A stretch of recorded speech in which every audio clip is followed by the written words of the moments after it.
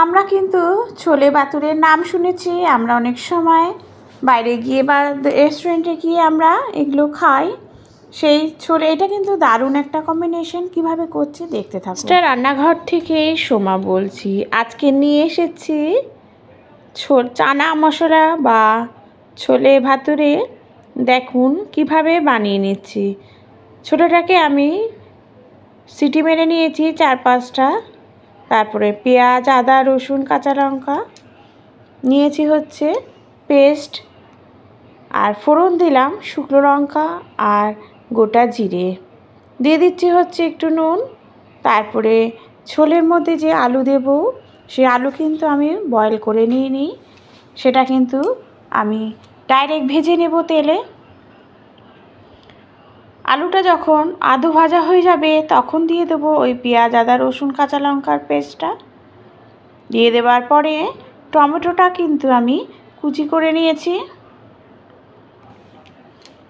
দিয়ে দিচ্ছি হচ্ছে একটু হলুদ।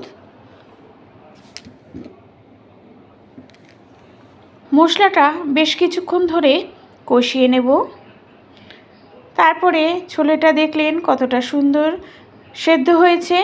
একটু খুন্তি হাতা দিয়ে প্রেসারের মধ্যেই স্ম্যাশ করে নেবেন কয়েকটা, তাহলে কিন্তু ছোলে খেতেও ভালো লাগবে। দিয়ে দিচ্ছি হচ্ছে চানা মশলা। চানা মশলা দিয়ে দেওয়ার পর দিয়ে দিলাম একটু চিনি, দিয়ে আমি ভালো করে সব সুন্দর করে কষিয়ে নিচ্ছি। দিয়ে দিলাম পরিমাণ মতো জল।